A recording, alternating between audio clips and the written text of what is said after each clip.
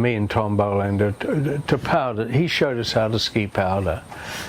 Are you ready? Mm-hmm. I can remember waiting for snow at the Club Vagabond, and outside the bar there was a field. And everybody was ready to go skiing, and the first person to ski this untracked snow was Courtney, who's from Alta, and he knew how to ski untracked snow. And I can remember Alan Rankin said, oh well, he said, that's now you see what happens if you come from Utah where they have the greatest snow on earth.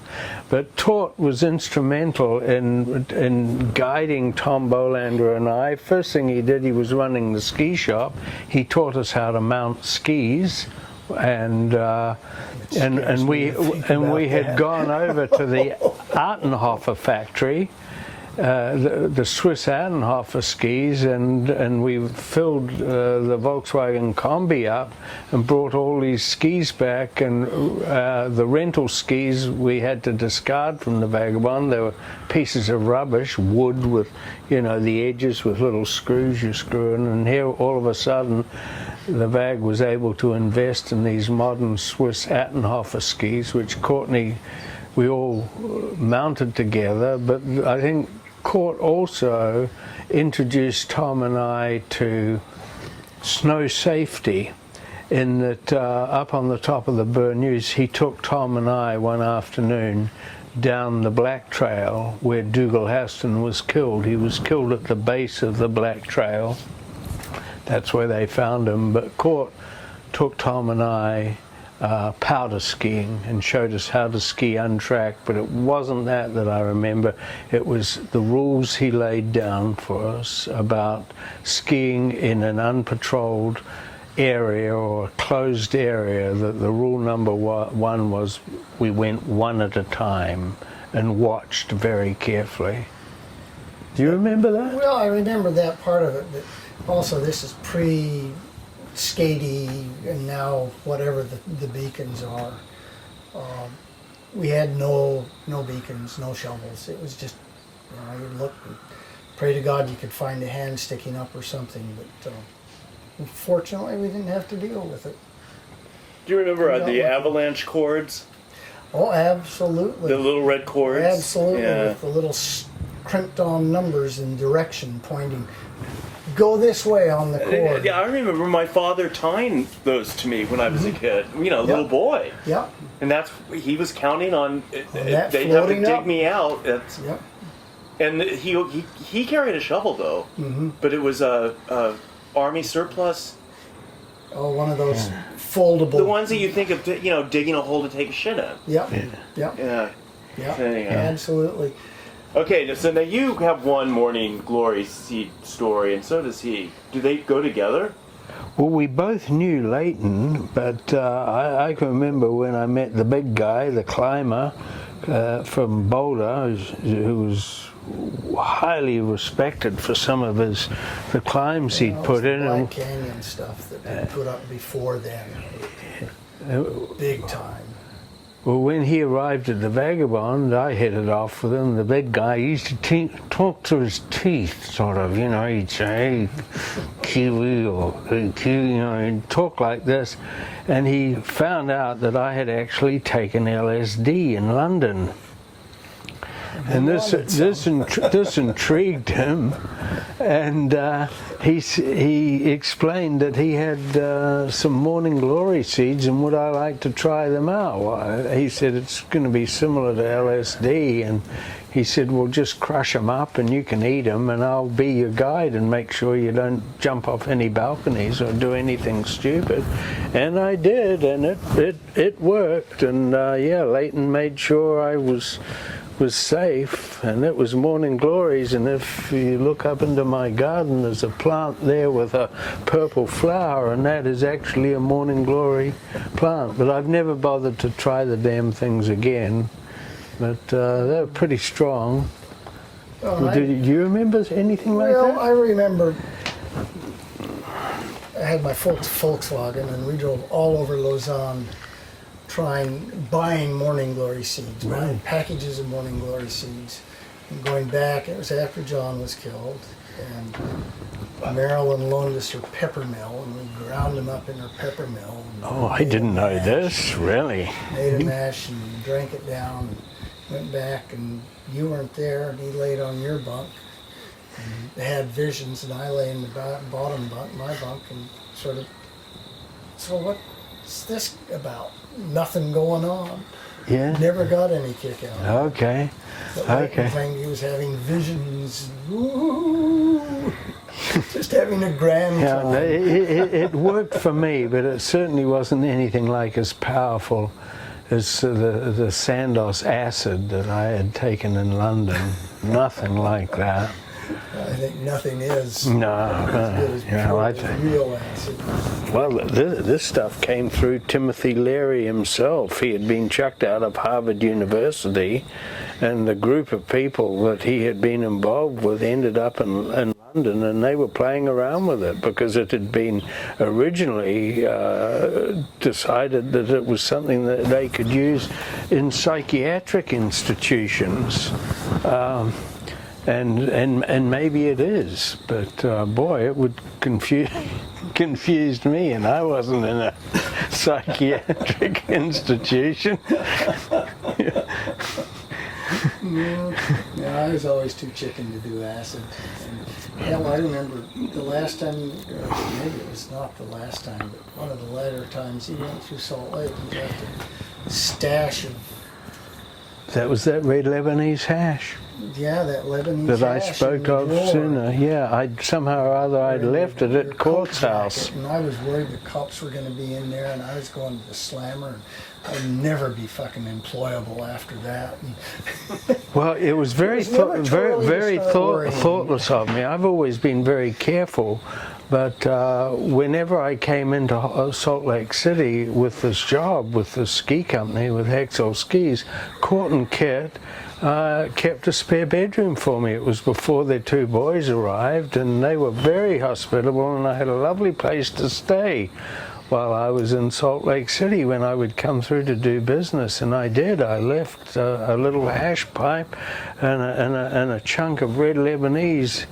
in his drawer. It was a stupid thing to do because he never smoked, and Kit certainly didn't, and they both had pretty important jobs. So I apologize to you for my thoughtlessness. no reason to worry. I knew it was there. What happened to it? Well, he Came gave it back back and to got me, it. and I It was just, all there. I smoked it vigorously. And enjoyably. Yeah. Well, it was the best, absolutely the best smoke you could have imagined. It. I always figured the only reason I didn't end up an alcoholic or a drug addict was that I got involved with rock climbing, and that Yeah. it really saved my ass. Yeah. Well, Could have gone the other way easily. I can't say Way the too much same fun because to I. enjoy. Charo, can you leave that for a while? Yes, It's just too noisy. okay, These microphones are picking up on everything apparently. sorry, So just don't rustle any bags. We're nearly finished here. okay. Thanks. He thinks we're nearly finished.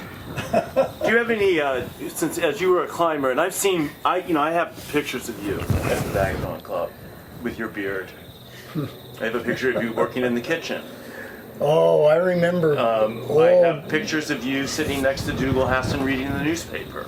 Do you remember that curry that we helped Ducky with Oh, so yeah. much? Holy shit. No, yeah, that's right. What would happen? There would be a curry night at the Vagabond, and the two Dutch girls who managed Fougere were also involved in the kitchen, and everybody at the Vag was an authority on a curry. And so this curry would be made in this great big, a beautiful sort of industrial cooking vat, the sort of thing that you saw in a military canteen, and it would be a big curry, and people would come through the kitchen, all the staff, and we would taste it and go, oh no, it's not strong enough, not hot enough. So as he said, everybody would add to it, all these curry experts, until the bloody thing, by the time it was served on the table, was so hot you had smoke coming out your ears and nobody could eat the bloody thing.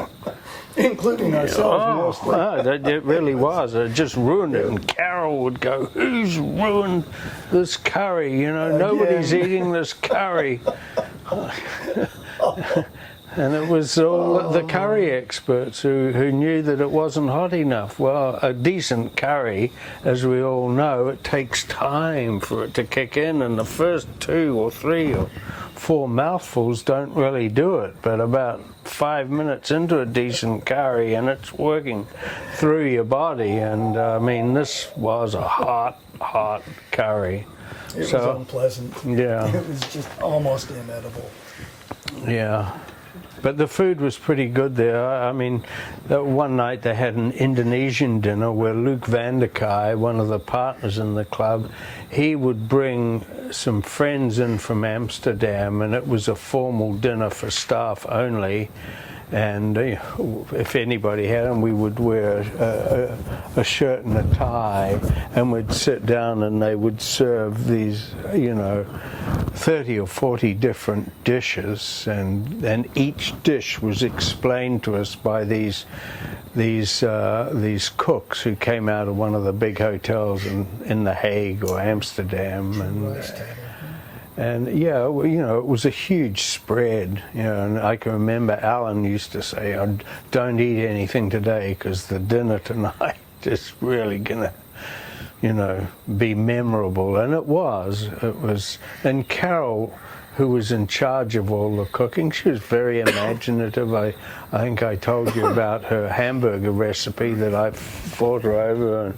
But we had regular fondue dinners, really good fondue. They were always a big hit. Plenty of Kirschwasser in the fondue with white fondant.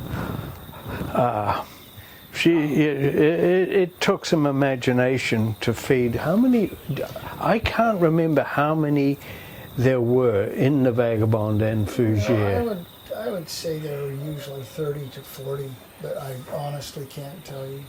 I reckon it was more than that. I think the two places combined could handle closer to 100, but I'm not sure. I'm guessing. I should know that, but I don't. I can't really remember what the I have it somewhere with Carol. Yeah. Carol, she laid out all the logistics.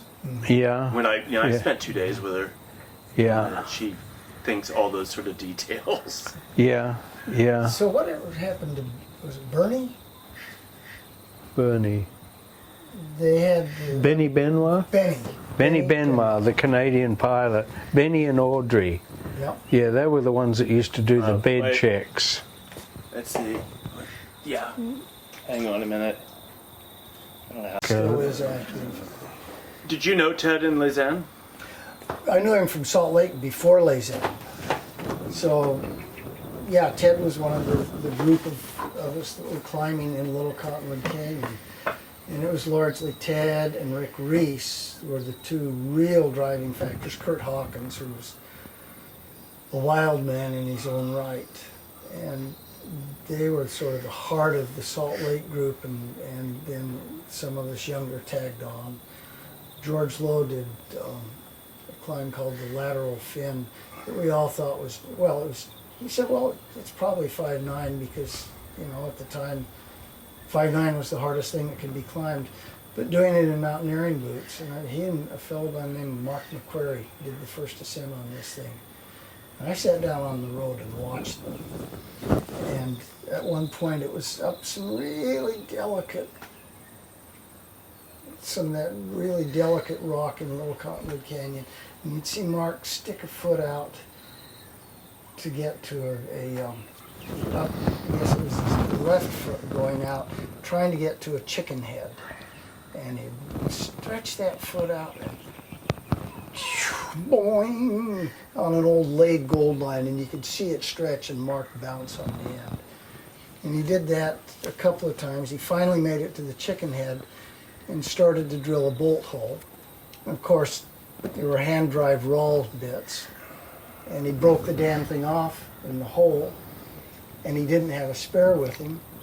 So he said, "George, hang on," and just jumped off, and another boing. and then clambered back up and finished drilling the bolt and finished the lead. Do you have any specific memories about some of the climbers while you were at Club Vagabond? Some of the characters or any good... Well, just Mick he had a group for John's school, ISM or whatever, and he asked me to come along because he had a young lady and her one or two brothers, and he wanted company. And there's a little hut somewhere on the hillside above Les Annes. I could no more find it now than fly to the moon. But going up and spending the night with him, he was introducing these kids to the mountains. And we didn't actually do any climbing. We just had an overnight experience in this funny little hut. And the girl had a great game to be played, and I don't remember it. The clue started, it had something to do with the first letter being a vowel or a consonant in the word, and that was the key to how you answered it. And Mick and I never did figure it out. She finally had to tell us. I did have a chance to climb the Sphinx. John and Conrad Kirsch went back and did it one day, and George Lowe and I followed them. Wow, And that's then interesting. the trips to climb with Leighton on the Tour de Mayenne, Tour d'Ailly. I don't really remember the routes on the Tour d'Ailly, just the one, really remember the one. Boy, on the it's a Tour de Mayenne. while ago.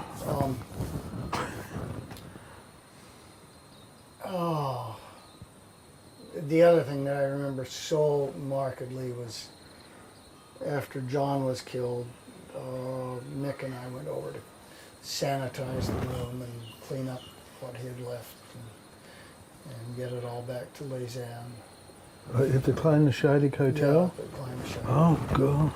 Yeah. Back over to clean up after them. And I also remember the funeral day, snowing like stink, and the long walk I do too. out to the cemetery. I've been back to look at the graves. I never did find Dougal's. It's hard. And John's was completely overgrown when I was there. Have you been up to Kleine Scheidegg recently? So you've walked around the lake with all the inscribed names in the rocks?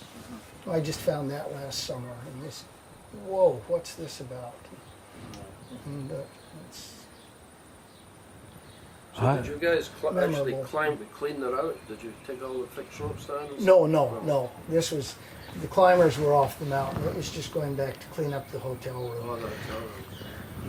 Whatever incriminating evidence may have been around.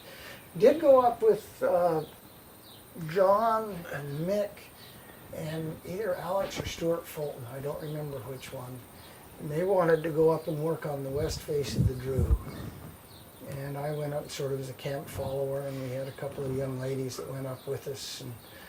And somebody got hit by rockfall, and I remember going out in the evening dusk or nighttime, trying to go over to them, and John turning around looking at me and with no helmet on. I said, "Get the hell out of here."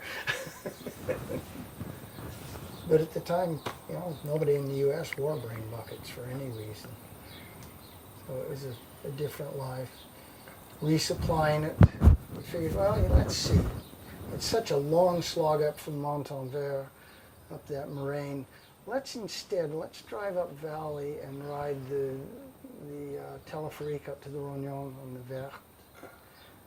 And then we'll come down. It's all green. It's got to be easy downhill. It's all green. We can get there easily. And coming down that slope and thinking, just because it's green doesn't mean you can walk on it easily. And I had an old Kelty frame full of food, and a fairly good load. And I could die here. Any of those characters, any stand up, like outrageous stories of any of these guys? Oh, I remember Mick telling about being invited to the German Alpine Club meeting one year to put on a dog and pony show, and words were exchanged, and the story went, from Mick's point of view, that somebody came after him, and he just threw his glasses up in the air, and the guy looked up, wham! It was all over. That surprises me. Mick wasn't a violent person, but Somebody was after him. he was a character. He could really tell a story. And steal your beer every time you set it down and went off for a slash. Had Ginge Warburton come into town when you were still there? Yeah, Ginger and I climbed that rib right under the Midi Teleferique and almost got to the top, and he said, well, it's pretty dark now, and just sat down, and I've still got frozen big toes from that night. On the Aiguille de Midi? On the Midi. Can I ask you guys to do me a favor? You're both fiddling around here. Yeah. The mic picks all that up. Oh, yeah. Okay. So if you just Keep my hands down. keep your hands to yourself. Yeah. Do you think you could talk a little bit about what you thought about the notion that Harlan and these guys had of climbing the direct route in the Eiger in winter? I mean, what was that concept like to you? It made sense. It was a new route. It was hard.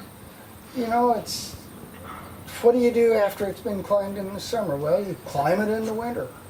And what do you do if the route's been climbed in the winter? Well, you put up a new route. It's just what people do. It's new territory. It's new conditions. It didn't seem Let's audacious go for to the you. gusto. You know, there was a lot of controversy, you know, the usual Of stuff. course there is. Sure. Of course there is, and it comes out of people that have no experience with it. They just say, well, why would anybody put their life out there? I mean, I look at Corey, and people say, well, how do you feel about him going off on that trip? And I say, go for the gusto. You know, it's what it is. It's what we do. It's the adventure of life. You don't want to sit down and you know, it's as people say, you take the ride and you go for the gusto and you pay later if you have to. But these people would say, oh, if I'd known how hard it was going to be, I would never have treated my knees this way. And I said, you'd have missed life. You go for the gusto while you can. And Yeah, there was quite a lot of controversy, of course, even before the Eiger was climbed, you know, like in the 30s. Absolutely. The British Alpine Club very well said it should never be, notes he should do it. It was insanity. Well, and then getting it wound up with the Nazism, the era, and all of that. I don't know. Certainly wasn't alive, but I think these guys were trying to climb it because it was a big wall and nobody had done it. And that's what climbers do. They go for the biggest thing they can and go for the gusto. Look at what the rock climbing they're doing off the Baltoro and in that neighborhood. And it's just, whoa. You'd never think of that in that time period. It was, that's way too big. Nobody can ever climb that. But they do. Recording. You're good to go. Okay, so one of the things I remember is skiing on a nice powder day in Lausanne and going out with John and Davy Agnew. And we started down the lift line. And Agnew had never skied in loose snow in his life. And it was sort of a half turn and make an asshole, stand up, make another half turn, make another asshole in the snow. And it was just partial turn, fall down, partial turn, fall down. And at one turn, he split his pants, basically from ankle to ankle, and no underwear. He was going commando, and it was quite a nice trip Davy had all the way down that lift line, falling, whoa, magoolies, and it was just one of those great experiences. And we met Little John as we came out the bottom. He was about 9 at the time, I think, and it's just one of those goofy things that happens to you when you're off playing. Do you know is it true that that Leighton consoled Marilyn Harlan? You know, I don't know if it's true that Marilyn was consoled by Leighton. I've never heard that. I've never heard that. But I think those summers when John was back, or when Marilyn was back in the U.S., John was occasionally consoled by cute young things going through the Vag and around town. But, you know, I remember that trip up to the base of the west face of the Drew, and really cute young lady, and I was sharing a tent with John, and the three of us actually were lying down in the afternoon sun, just sort of dozing in the warm tent, and at one point John began to stir, and suddenly there's this hand saying, "Out, out, get out of here." So I don't know what happened after that. Don't ask, don't tell. What happens on the Drew stays on the Drew. You must be one of the guys that in the Haston book